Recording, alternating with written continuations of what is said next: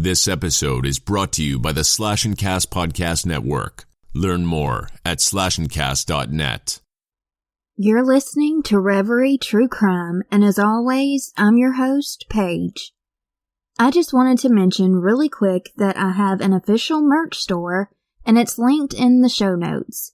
There's always a sale going on, and if there's not a sale at the time you listen to this, you can use the code REVERIE30 for 30% off.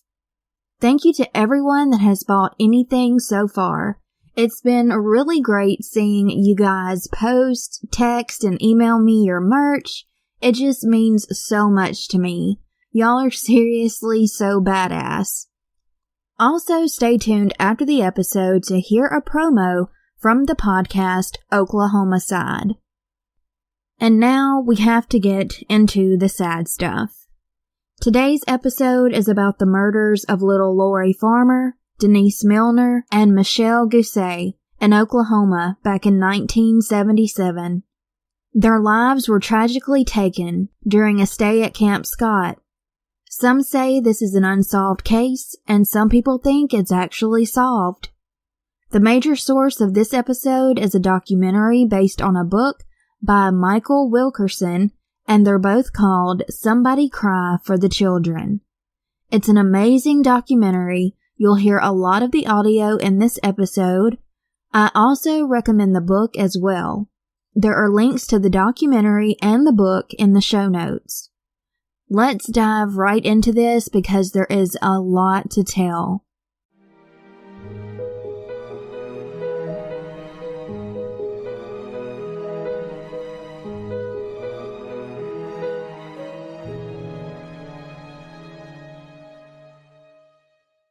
A place where the children felt safe, even though there were dangers that lurked in the nighttime sounds, and they imagined the little beasties, as they called them, the snakes and the rodents traveling amongst the leaves, making noise.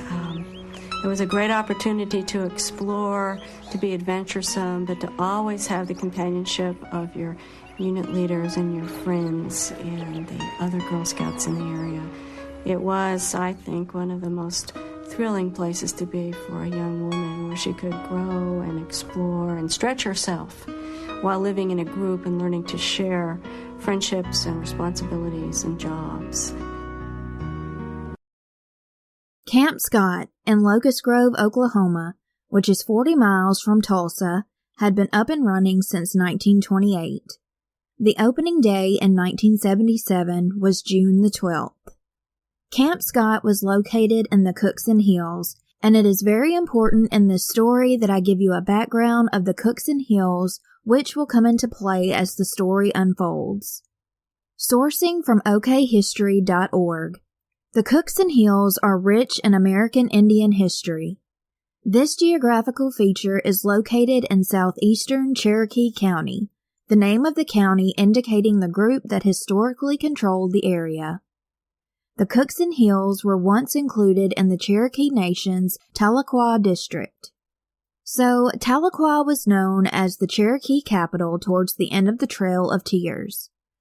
Members of the old Cherokee Nation moved from the southeast because there was a massive amount of pressure to Native American territory, and a lot of Cherokee were made to move on the Trail of Tears. This was back in 1838. So there's a deep-rooted Native American history in Cookson Hills, and still is. It's also important to highlight the beliefs and practices of the Cherokee Native Americans. This will also come into play as we go along. There are numbers that are very important in Cherokee life, as well as rewarding the good, punishing evil, recognizing the powers of animals, and rules for associating with the spirited little people. The Cherokee live by moral, ethical, and religious policies. There's meaning in the aspects of earth and its organic sources, which consist of colors and human traits. One of the numbers that is very important, especially in this case, is the number 4. The number 4 refers to the north, south, east, and west. Cougars and owls are also significant to the Cherokee. They praise these two living beings because they stay awake and alert at night while the others are in a deep slumber. Another thing important to this case are the Cherokee ceremonies and medicine. The uses of cedar, laurel, holly, spruce, and pine are used in these practices. The Cherokee do have medicine men and women. There are bad medicine people and there are good medicine people. There are various kinds of medicine people, just like there are many kinds of modern doctors that specialize in different types of healing. There are 7, one of the important numbers besides the number 4, that Cherokee who are practicing to become medicine men or women have to know. This is also extremely important to this story. So this is from AAANativeArts.com. Number 1. Herbal medicine. An in-depth knowledge of 400 to 600 plants, their medicinal and ceremonial uses, as well as the plant's personality. Many apprentices/medicine people today only know 100 to 200 of these plants and their uses. Number 2. Physical medicine, including the unique Cherokee massage using persimmon wood stampers, moxibustion, minor surgery, and midwifery. Number 3. Dream work. Not only how to interpret dreams, but how to use them for personal growth, healing, and to gain knowledge. Number 4. Language, myths, and laws. Cherokee is a language of amazing subtlety and power. So medicine men and women not only have to know the subtleties of everyday spoken Cherokee, but there's a separate medicine language. Stories, myths, and laws give meaning to the world and help us to understand our place in the great life. Number 5. Ceremonies.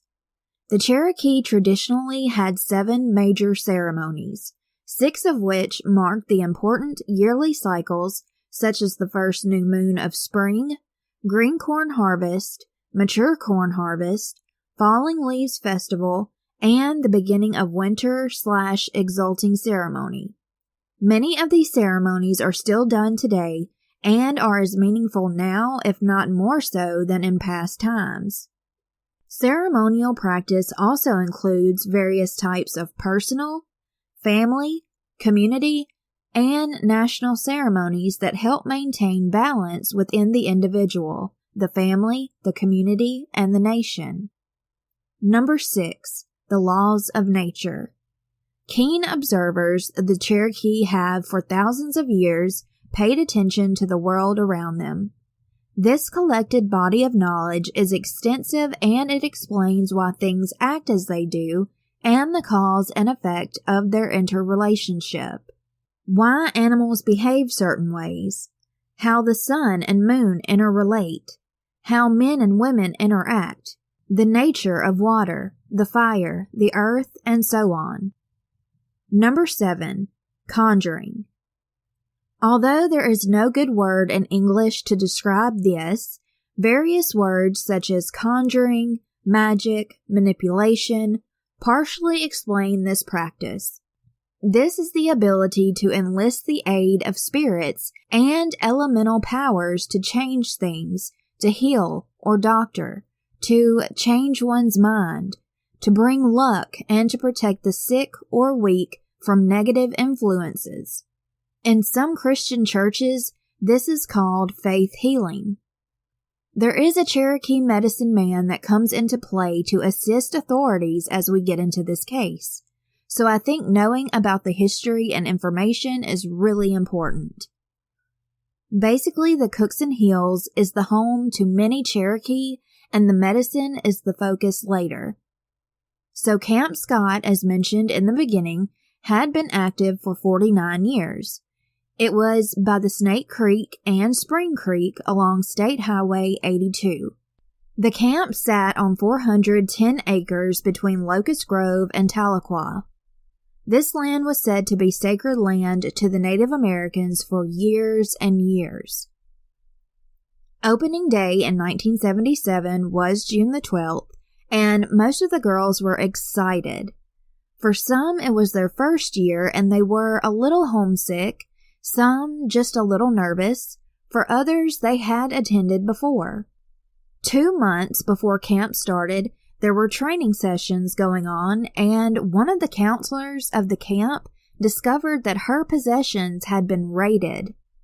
Whoever did this even stole her donuts, and inside the empty donut box was a note. The note stated that 3 girls would be killed. Well, since summer camps are chock full of ghost stories and people sometimes trying to play around and scare people, this note was taken as a prank and thrown to the side, like it was no big deal. Little did they know, this person meant it. 3 little girls out of 140 that rode the bus to Camp Scott on June the 12th were Lori Lee Farmer, she was the youngest of the campers at only 8 years old, Doris Denise Milner, 10 years old, and Michelle Guse, age 9. Michelle was one of the girls who had been to Camp Scott the year prior, and she was so excited to go back. Michelle was super active and athletic according to her parents. Lori had a difficult time trying to decide if she really wanted to go to Girl Scout camp or a camp that was sponsored by the Tulsa area YMCA. Lori was over the moon about making new friends. She had 4 siblings, and her dad, Dr. Charles Bo Farmer, was very proud of his amazing daughter. Denise was a straight-A student.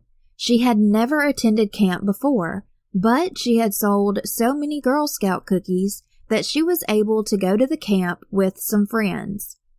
Well, right before camp started, her friends backed out, so it was just Denise going solo. She was so smart that she had been accepted to go to this highly respected and prominent middle school called Carver Middle School. Only the most exceptional were accepted. Her mom said, quote, she was looking forward to school starting in the fall, end quote. Denise was really amped up at first about going to camp. She didn't like the fact that she had to be away from her little 5-year-old sister or her mom. Michelle, Lori, and Denise were in Tent 8 at the Kiowa campgrounds. There was allegedly supposed to be a 4th girl in their tent, but she was moved to another tent. It's important to note that this tent was in a very isolated area, and it was kind of hard to see. The way the camp showers were placed, it made it more difficult to see tent number 8, and it was really far away from the camp counselors' tents. It was around 6 or 7 that evening when a thunderstorm rolled in, and the girls were in their tents, writing to their loved ones, eventually falling asleep. One of the camp counselors said this, which I'll explain why I find this very odd, but I'm not trying to blame her for anything at all. I just think sometimes people make mistakes, and this is something that we know now should have been taken more seriously, but we can never know what's going on in someone's mind when they experience what Carla did that night. So take a listen. I don't know if I went to sleep or whether I must have. I don't know what time it was, maybe even midnight or past midnight or so. I woke up and I heard noise coming from an area kind of off the road by our tent. It was kind of intermittent. It wasn't continuous. Something like a cross between a frog and a bullhorn or something. It was low and kind of guttural. It wasn't language. It didn't really seem human. It didn't sound like any animal I'd ever heard. So I thought that I better go out and check. And I think I still heard some kids, I don't know. And I woke Dee just momentarily to say, do you hear that? And it was like, it sounds like an animal or something. And so I went out with my flashlight and started walking over that way. And it kind of like how an animal would do if you pointed a light at it and stop what it was doing.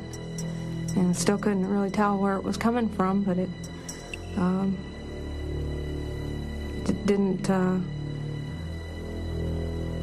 I guess I'm not too far removed from, the horror movies or whatever. I didn't want to go over and have it jump out of the bush at me or something. So I turned around and went back and walked the tents, walked around the unit. And everything was quiet. All the tents were quiet, and I went back to bed and went to sleep. The problem that I have with this is that she saw a flashlight, which she may not have known was a flashlight, but when she turned hers off, the other light would come on. She was obviously scared, so I'm not sure why, with all of this unusual activity going on, that there wasn't something done as far as getting the other counselors up to see what was happening. Especially when she herself was scared and leery of whatever it was. Even if you found out that it was just an animal, I think all precautions are necessary, but I can't know why she went back to her tent to sleep. I just find that odd and something possibly a lot of people would not do. Everyone is different and thinks differently, and I'm not blaming her. I'm really not. She couldn't have known what was going to happen that night or what was going on. She was spooked and went back to her tent to sleep. I'm sure she regrets that and realizes she probably should have made a different move, but she just didn't know. It just makes me sad because these counselors were responsible for those girls. It could have been an animal, or it could have even been one of the girls out of their tents.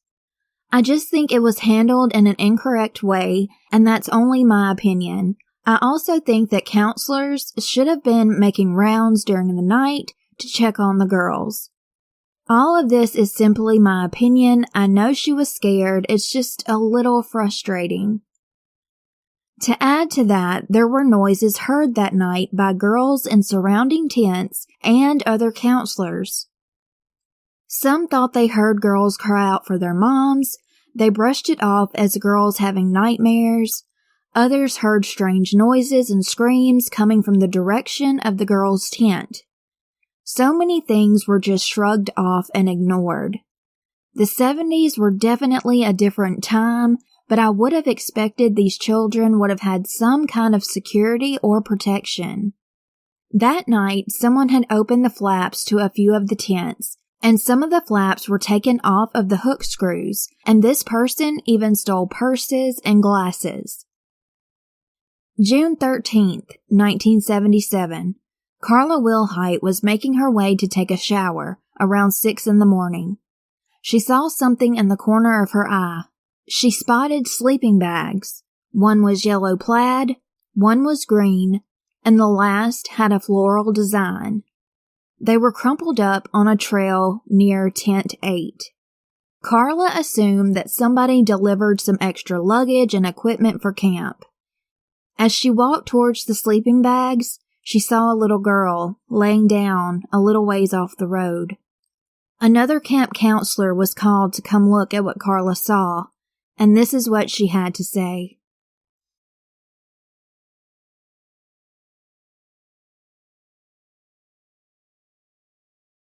I remember looking around in the woods trying to make some sense out of what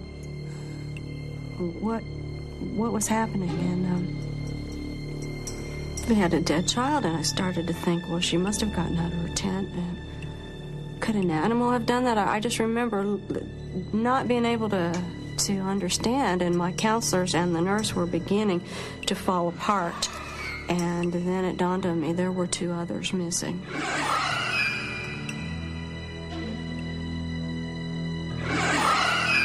As we looked around when we realized that Denise was dead, we did notice the sleeping bags adjacent to, but several yards off. And my husband and one of the camp counselors walked over to the sleeping bags and picked them up, feeling the weights in the individual bags. Richard, my husband, then knelt down and felt through the bags and determined that there were bodies or parts in the bags. The children were so small or had been crumpled so that it was almost unbelievable that there were children in the sleeping bags. So I got on the phone and I called the Highway Patrol, right in the phone book of emergency numbers, and I told them that I had need of an ambulance. I had need of 3 ambulances. I told them that apparently there were 3 dead children. I said I had no idea if it's a homicide, but that's what I needed. The night of the thunderstorm, as I told earlier, the girls were writing to their loved ones. Denise Milner wrote to her mother, "Dear Mom, I don't like camp. It's awful. The first day it rained. I have 3 new friends named Glenda, Lori, and Michelle. Michelle and Lori are my roommates. Mom, I don't want to stay at camp for 2 weeks. I want to come home and see Cassie and everybody. Your loving child, Denise Milner." Lori's letter read, "Dear Mom and Dad, and Misty, and Joe, and Chad, and Kathy, we're just getting ready to go to bed. It's 7:45. We're at the beginning of a storm and having a lot of fun. I've met 2 new friends, Michelle Guse and Denise Milner. I'm sharing a tent with them. It started raining on the way back from dinner. We're sleeping on cots. I couldn't wait to write. We're all writing letters now, 'cause there's hardly anything else to do. With love, Lori." Michelle's letter said, "Dear Aunt Karen, how are you? I'm fine. I'm writing from camp. We can't go outside because it is storming. Me and my tent mates are in our unit. My tent mates are Denise Milner and Lori Farmer. My room is in shades of purple. Love, Michelle." The Oklahoma State Bureau of Investigation, or as you'll hear me call them, the OSBI, came to the scene and were the head of the investigation. Sadly, not long after the girls wrote their loved ones and fell asleep, they never would have guessed they wouldn't make it to see the morning sunrise. Lori Farmer and Michelle Guse were beaten to death. Denise Milner had been strangled, with her face beaten. She was naked from her waist down, and her small hands were duct-taped behind her back.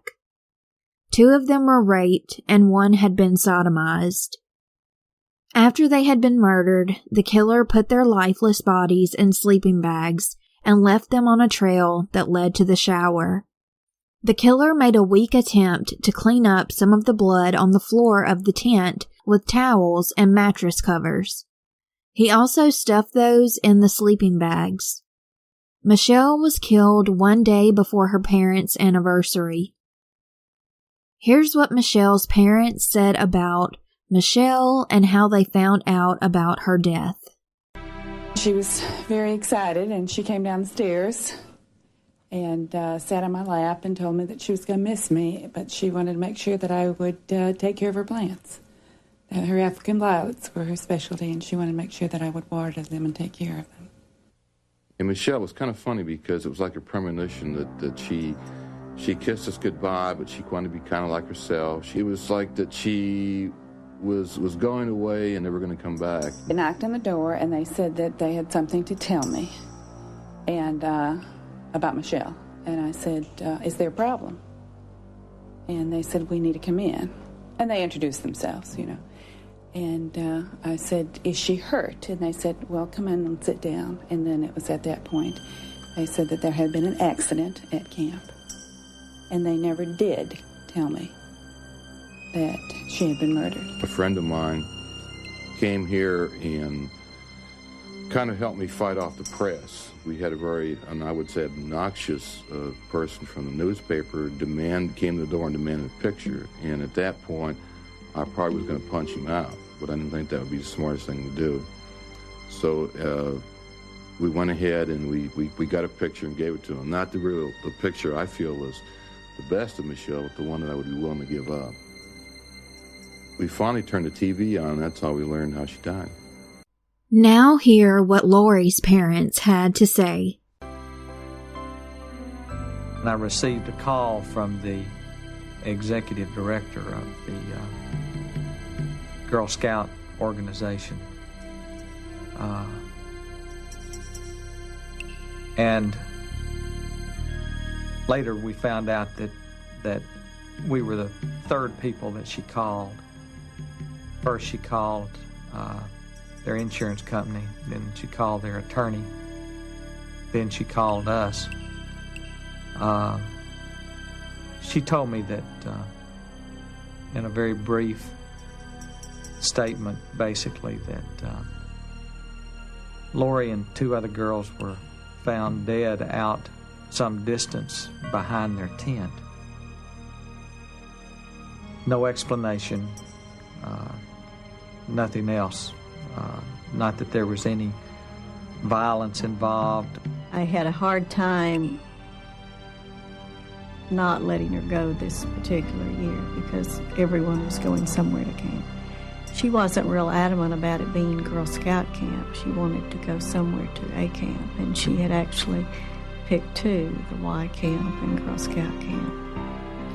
Primarily, I was the one who chose the Girl Scout camp over the Y camp. And that's something that I have to deal with myself, in that was my decision. Also, the week that Lori went to camp was my decision. And that's a decision that rests pretty heavily with me. And lastly, this is what Denise's mom said. She was getting weird about going. She had decided she really didn't want to go. She wasn't sure that she would like it. But I convinced her that she should go and try it, that it would help her be more independent, and that if she didn't like it, all she had to do was call and we would come and get her, and that she didn't have to stay. Her little sister, Kathy, was only 5 then, and at the time I didn't think much about what she was saying because I felt like she was just wanting attention because Denise was getting so much attention. She asked me what happens when people die. And I tried to explain it to her the best I could. And she said, well, what if everybody dies? And I told her that people are being born every day. So the world just continues, because as people die, other people are being born. So she said, Mama, tomorrow everybody's going to die. And they were dead the next day. The other Girl Scouts were not told about the murders, and they were sent on a bus back to their parents. This is what Michael Wilkerson, an OSBI agent, had to say about the scene. This was a crime scene like none I had ever been to before. The best way to describe it would be the reverence of a church. People were talking in low whispers.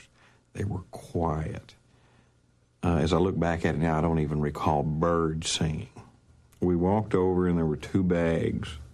I know the first thing I was struck by is how tiny, tiny, tiny the figures were in the sleeping bags. I don't know why I never related, at least to myself, that these were tiny, tiny children. They took up only one small portion of the sleeping bag. And laying near the sleeping bag was a little black girl about probably 10 years old. and somebody had covered her with one of the sleeping bags. We opened the first sleeping bag, and there was a tiny little blonde-headed girl lay in the sleeping bag. And I remember Kerry, as he snapped the pictures, we opened the sleeping bag, all he could say is, "My God, my God." And they declared her dead. And we checked the third bag, which contained another little small girl, darker-headed, who was bound with her hands behind her back. And, of course, she was dead, too. Larry Bowles, a Cherokee and one of the OSBI agents, also spoke on the tragedy. I'd investigated a lot of homicides before this, but I wasn't really ready for what I saw. It was obvious they had been sexually assaulted. There was an overkill. Excessive force was used to subdue these little girls. Then when Dr. Hoffman got to the third sleeping bag, he unzipped it, and it was Lori Farmer. And he opened the sleeping bag and laid the side of it back. And I'll never forget what she looked like. She looked like she was asleep.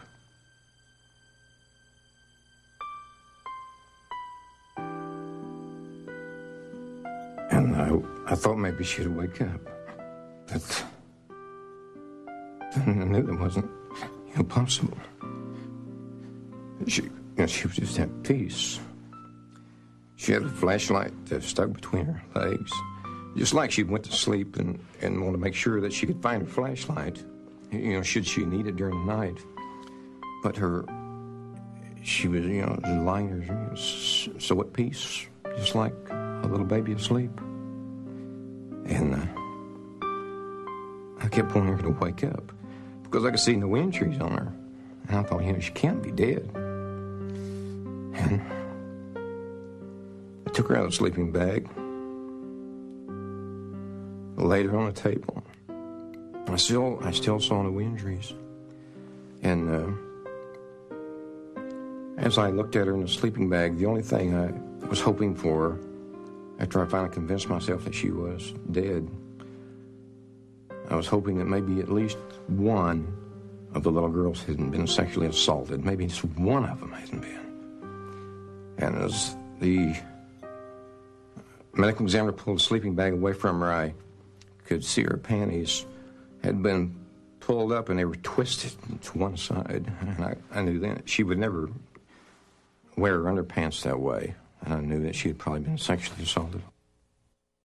The evidence beside their bodies consisted of a roll of black duct tape, nylon rope, and a red and white 9-volt flashlight.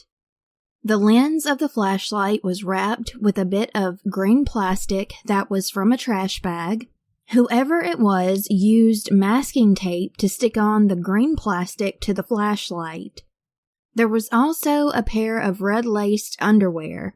Oddly, there were prescription glasses just scattered all around the campground. Also, don't forget this minor detail.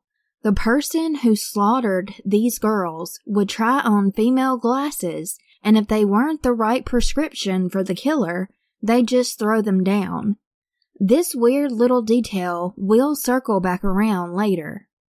There was a newspaper shoved inside the flashlight where the batteries were. The paper was the Tulsa World newspaper from April 17th. Investigators also found that there were things stolen that night. There were purses missing, glasses, and sunglasses that belonged to Susan Emery, a camp counselor. One of the things that law enforcement did was investigate mental hospitals and prisons all around the state. They were checking the list of outpatients and parolees that had a past of sex crimes. Some of the evidence, such as the rope and duct tape, were found to be stolen from a farmhouse about a mile away. The farmer that lived there passed a lie detector test, but he was slandered in the newspaper that week. They put the farmer's picture in the paper and the heading was Slayer. He had to be put in the hospital after he had a lot of prank calls and the media wouldn't leave him alone. With an additional inspection of the girls' bodies, they discovered fingerprints and one single hair, thought to be that of the culprit. The hair did come from someone that was Native American. There were tracking dogs, eventually called the Wonder Dogs, that investigators had flown in from Pennsylvania. There was an 8-month-old case, and reportedly one of the dogs picked the correct suspect out of a lineup. They said these dogs could probably find the killer within 2 days. However, one of the agents was told a medicine man had put a death curse on the dogs. Most dismissed this as a bogus claim. It couldn't be real, right? It's impossible, isn't it? Harvey Pratt was an agent who is also a Cheyenne Arapaho. He believed highly in Native American medicine men and women. He took this death curse very seriously. Here's a little of what Harvey Pratt had to say. When I get involved in those investigations of Indians who were talking, and the rumors that we heard during the investigation of the little girls that were coming out of the Indian culture, especially since that was a heavily concentration of Native Americans up in there. So we started getting a lot of that, and I started picking up a lot of that. And I had to consider that, especially of things after I had learned on my own through the investigation that led towards Indian culture and towards Indian suspects. Michael Wilkerson wrote a book about the murders, and about Harvey Pratt he wrote, quote, "The Indians in this part of Oklahoma believe that medicine men have medicine so strong that they can change themselves into birds or animals or give someone else this power." End quote. Harvey believed in shapeshifters and skinwalkers. Not long after they were told about the curse put on the dogs, one of the dogs died out of the blue. Some of the agents tried to chalk this up to the dog possibly overheating, but eventually all of the dogs died.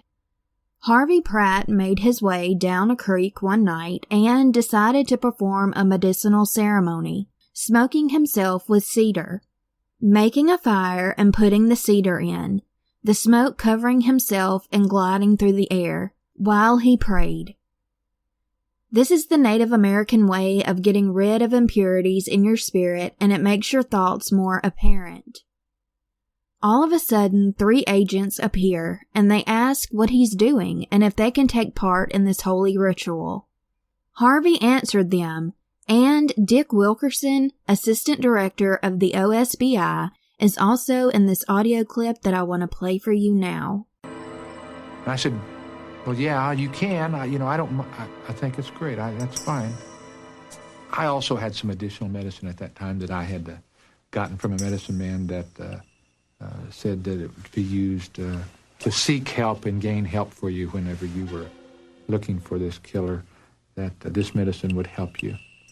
And so I took this Indian medicine that was given to me, and I put it in the fire, knowing that the smoke was going to go up into the skies and go all over. And I told him, I said, this medicine will go out, and it's to help us. Somebody's going to touch, and they're going to help us. They're going to come forward and help us solve this case, give us some information. So we all smoked together as brothers, a regular cigarette, tobacco, without a filter. And the phone rang. The phone rang from our mobile headquarters, and it was Jerry Sunderland, who was a former OSBI agent who was the warden at Granite Reformatory, saying that at least one of the women could be identified. It happened immediately after that fire, after we did that ceremony. And they asked me, several of them asked me if I was a medicine man at that point, because it was amazing the way it happened. I was blown away. I was really surprised. And so were they. I could see it in their faces. OSBI agent Arthur Linville had his own suspicions of a convicted rapist and outlaw, a Cherokee Native American named Jean Leroy Hart. His mom only lived maybe less than half a mile from Camp Scott. In 1966, Jean admitted that he had kidnapped, tied up, raped, and sodomized 2 pregnant women in Tulsa. Jean was to be in prison for 3 10-year sentences, but the sentences ran at the same time, so he was paroled after 28 months. One of the victims also spoke about a weird sound he would make that were possibly the same sounds heard by Carla Wilhite that night. And he took the victim's glasses. He tried to smother his victim with tape over her nose, and she was bound. He covered her with brush and dirt. She managed to somehow get the tape off of her nose. She says that was definitely an act of God helping her. In 1970, Jean Hart was put away for a string of home robberies and sentenced to a max of 305 years in the state penitentiary at McAllister. April 1973. He was taken from McAllister to the Mays County Jail in Pryor, Oklahoma, so he could appear for post-conviction relief in his 1966 crime. He did flee from the jail, but was seized a month later. September 1973. Jean got away again, and at the time of the murders, he was still on the run. 4 years later, and he was still, unfortunately, really good at hiding from the law. 3 days after the tragic murders, 2 squirrel hunters came upon a random sack of flour in front of a cave. This cave was only 3 miles from the camp. The squirrel hunters called the cops because they had a feeling someone may be occupying this cave, possibly some kind of hideout. There was a lot discovered in this cave. There was a picture of 2 women, masking tape with a little bit of a trash bag attached to it, pieces of newspaper, which was the Tulsa World newspaper from April 17th, a pair of shattered sunglasses that were inside of a sunglasses case. They belonged to the camp counselor, Susan Emery. The pictures found in the cave were linked to Louise Lindsay. When Jean was locked up in the prison, she worked there at the same time. She had a second job as a photographer. She was the one that developed these pictures. Jean somehow got his hands on these pictures, and it's suspected that Jean kept them because one of the ladies in the picture looked similar to his wife. Now, a connection was made, and that cave that the squirrel hunters came across was now a part of the crime scene, with Jean Hart officially connected to that cave. The person that did this to the little girls would have to know the ins and outs of the Cookson Hills. Jean Hart would be one of those people who knew the area very well. Cookson Hills would be very difficult for a random person to navigate. A farmer spotted a man sitting in a cave, and he apparently alerted authorities because Harvey Pratt went to investigate. This is where, again, the number 4 comes into play. And I noticed immediately was that first fire. And then when I looked, I noticed that there were other little fires scattered around it, kind of in a half a circle, back coming around this way, and to circle it up by 4 fires. 4 is very significant in Indian culture for the 4 seasons, the 4 directions, winds, 4 major colors, things like that are used in ceremonies. And I noticed the cigarette butts, and we found a book of matches, and I saw the cigarette butts, and I noticed that the filters had been snapped off of them. Well, to me that meant something because I was aware that sometimes when you smoke among Indians, and they smoke for a reason, and they're going to cement or consecrate something, they would smoke. We're going to smoke over this. It's good medicine. We're going to smoke over it. I break the filter off to get rid of the if they don't have a pipe or their own tobacco, they would take away that last piece of civilization and throw the filter away and smoke it direct of a cigarette. Well, I noticed there was a couple of butts that had the filters had been broken off, and then the filters, a couple of pieces, and then I saw the remains of the little pieces of cedar branches, and at that point I assumed and felt relatively sure in my mind that someone was down there that was an Indian and had used this as either to purify or to sanctify himself or and smoked over it. And I think that's what that cave was for. The man had used that to help himself. Indian medicine. Harvey Pratt's younger brother was also a police officer, and he wanted him to assist in the investigation. The two were doing undercover work. Harvey wanted his brother to be with him because he was familiar and comfortable with the ways of the Native American beliefs and practices. One night they went to a medicine man and they asked him for help. They asked the medicine man to help them find this killer. The medicine man handed them medicine for their bullets. This would make the bullet hit the guilty one, and it would be a more perfect shot. The medicine man also gave Harvey medicine to hide and medicine to track people. So if Harvey was on the right track and sprinkled this medicine around the trail of the killer, he'd be on the culprit the whole way and never lose this person. Harvey was apprehensive because he was brought up in the Native American culture, and he didn't have doubts, really, of shape-shifting. Gene Hart would brag in jail about dodging cops above and below. Harvey was worried because the threats of the tracking dogs being cursed and dying came to fruition. Harvey and his brother spent many nights in the hills with this medicine man. They were talking about how they were worried about Gene changing into animals.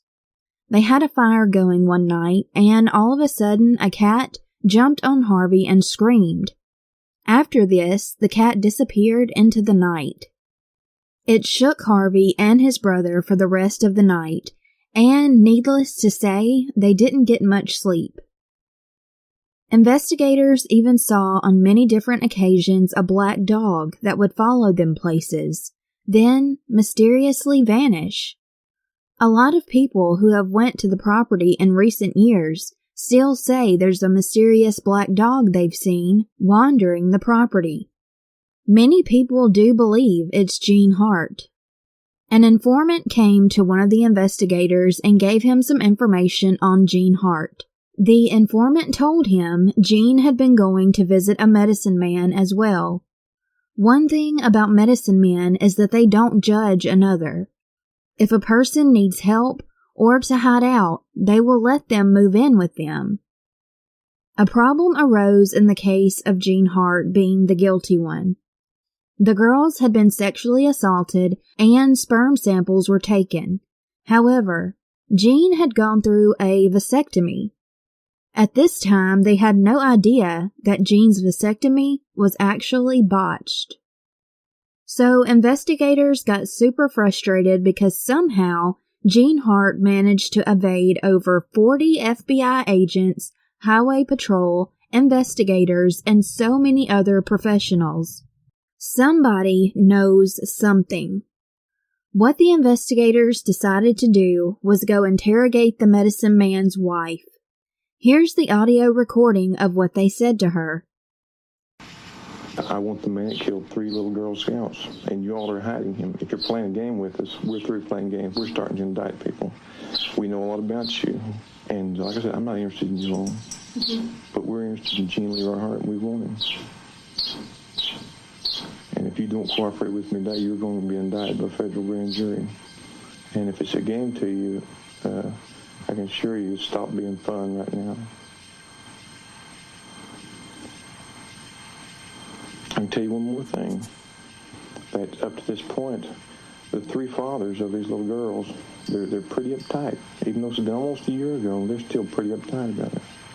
One's a police officer, and one's a doctor. One's a businessman in Tulsa. They have been calling us repeatedly, wanting to know. They know that we know who the mediator is. We haven't given them any names. But I can assure you, by the time the sun goes down tonight, they're going to know your names and your addresses. Their work had paid off.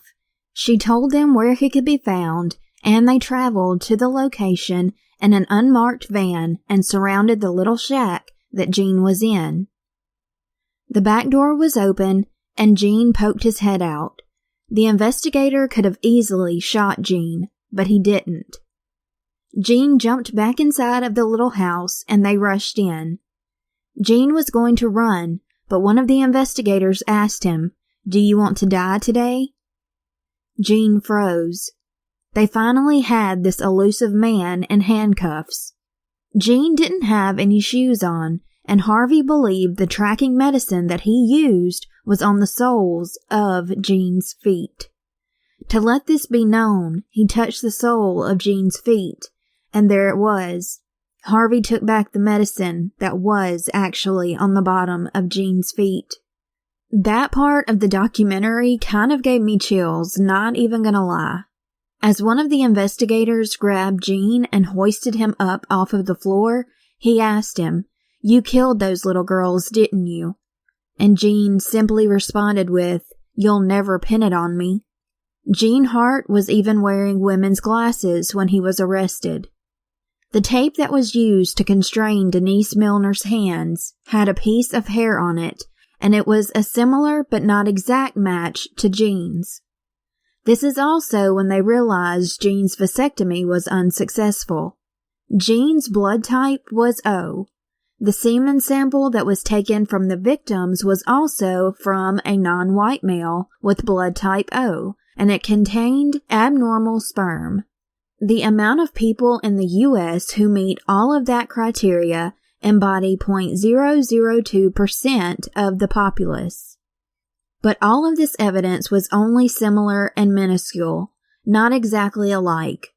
After all, Gene told the investigators that they'd never pin it on him. He may have been right.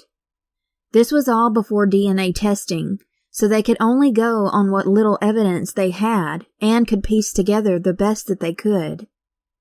The women's glasses that he would take, all of this seemed like little evidence when looked at separately, but when it all was put together, it formed a much bigger picture. The support for Gene Hart was unbelievable.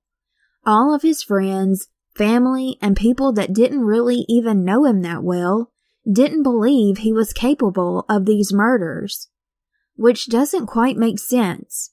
If he was capable of rape and sodomy of 2 pregnant women, what makes people think he didn't have it in him to kill? The people that supported Gene said he was just the scapegoat by the white establishment. They even raised money for Gene's defense. Their cars and trucks had bumper stickers on them that said, "The Heart of Gene Country." The American Indian movement sent over delegates to observe the conditions of what was going on. Things were getting a little out of hand by people who were outraged, and then, on top of that, you had the media frenzy. Gene Hart even did an interview that aired on television. Here's what he had to say. I am not a hero. I have no desire to be a hero. But maybe I represent the fears and doubts that many people have about any system that has the means and the power to overwhelm each of us, each and every one of us. The prosecution asked for a change of venue, somewhere more neutral, but that was denied and Gene Hart's trial started in March of 1979. Special Prosecutor Buddy Fallis, Jr. was chosen to aid District Attorney Sid Wise, who was scrutinized because he was going to reportedly write a book about this case. Garvin Isaacs was paid to be Gene's defense attorney. As far as the jury, there was not even one who was Native American. After the murders took place, Gene moved in with an elderly man named Sam Pigeon. There were 2 things used as evidence that were found in Sam's home: there was a corncob pipe and a little blue mirror. Those 2 items belonged to a training camp counselor, Karen Mitchell. She said they disappeared the night of the murders. However, there was a slight error made by investigators that screwed this all up. They retrieved these items during the second search of Sam's house. Sam claimed he'd never seen the mirror or the corncob pipe before. So it was suspected by everyone that supported Gene and his attorney that the Oklahoma State Bureau investigators had planted them in the house. Isaacs also called into question the reliability and truthfulness of Pete Weaver, the Mays County Sheriff. One of the sheriff's previous guards, Alan Little, stated he had spotted Gene's belongings in Pete Weaver's desk. These belongings ended up being in the cave that the OSBI thought Gene was hiding out in after the slayings. After 6 days of testimony, the prosecution rested their case. The defense didn't attack the state's evidence at all. Isaacs talked about someone he thought was a suspect in this murder, Bill Stevens. He was a convicted rapist. Joyce Ellen Payne and her partner, Dwayne Peters, knew Bill. They claimed that Bill had asked for a flashlight and they lent him their red and white flashlight just a few days before the girls were killed. After he came back to their house, they thought Bill had blood on his boots. Bill explained that he had some car issues in Locust Grove. Of course, Bill said all of this was untrue and he wasn't even in that vicinity.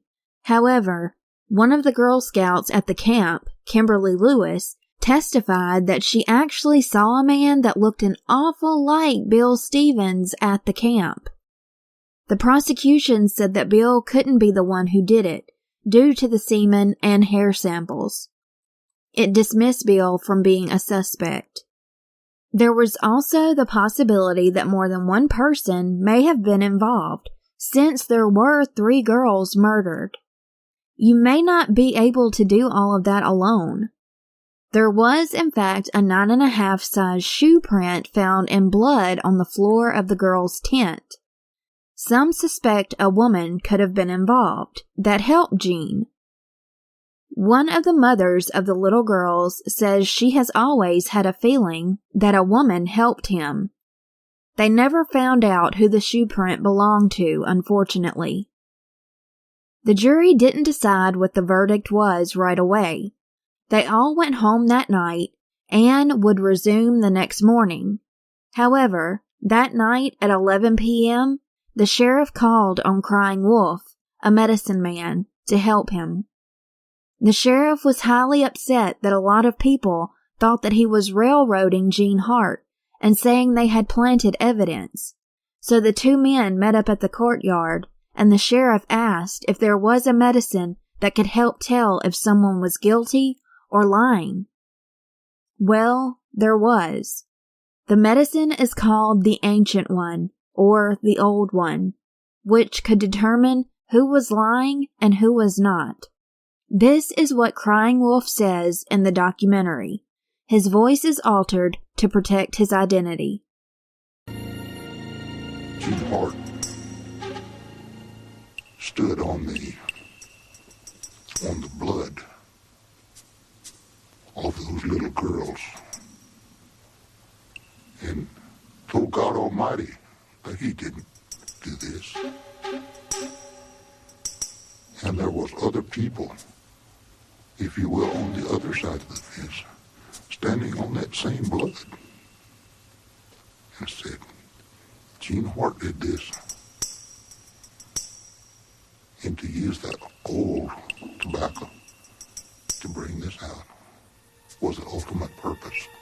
The important number 4 comes back into play as the ancient medicine was scattered around the 4 corners of the courthouse as Crying Wolf prayed for the ultimate truth. The ultimate truth is life and death. And this is the ultimate test of the Ancient One, to determine if Gene Hart or another person would die as a result of this terrible thing that was done. Please remember what he just said. The next morning, the jury was ready to reveal their verdict. Gene Hart was declared not guilty. The reactions from the supporters, loud cheering. The victims' families and their supporters, shock and sadness. The jury said there was cause for reasonable doubt. The evidence just wasn't there, and, quote-unquote, the investigation was a screwed-up mess. After Gene's trial, he had to go back to prison to resume his sentence for robbery. Within a year, Gene had a massive heart attack and died. It's suspected that he was poisoned by another inmate. Dick Wilkerson said, quote, "A large amount of cyanide was confiscated from prisoners at McAllister State Prison the day before Hart died." End quote. However, Crying Wolf said whoever was guilty would die. It depends on what your beliefs are. I tend to lean towards Crying Wolf and the ancient medicine because of my own Native American background. However, I know we all have different opinions and beliefs, and I completely respect that. The day Gene died was actually important. It was the anniversary, almost to the hour, when he had taken those pregnant women and raped them. It was also a June evening when he had robbed 2 Tulsa houses. And on a June night, those 3 amazing and bright little girls had their lives taken. Coincidence? Maybe. Crying Wolf said that it was also a significant date of death because it was June the 4th. Gene Leroy Hart died at 34 years old. No one else was ever charged with the Girl Scout murders. Ted Lemke, OSBI inspector, once said there was no need to keep the case open because the jury had quote-unquote turned loose the man who committed the murders. In 2007, the Oklahoma State Crime Lab ran DNA tests on evidence from the case, but the results were inconclusive. Camp Scott has been closed down since the day they found Denise, Michelle, and Lori. Richard Guse went on to help the state legislature to pass the Oklahoma Victims' Bill of Rights. Sherry Farmer founded the Oklahoma chapter of the support group Parents of Murdered Children. To this day, there are many people who think Gene Hart was in fact innocent and set up. There are hardcore debates on each side of the fence. What do you believe? Thank you for listening to today's episode. As always, I want to shout out my awesome patrons at patreon.com/ReverieTrueCrime. Thank you so much, Chelsea, Emily, Trevor, Brandy, Ian, Maggie, Matt, Shayna, Liz, Madeline, Lorraine, Kara, Melissa, and Denise. However you have chosen to support me, even just by listening to these episodes, please know that I appreciate every single one of you. I hope you are staying warm, social distancing, and always staying safe out there because I love ya.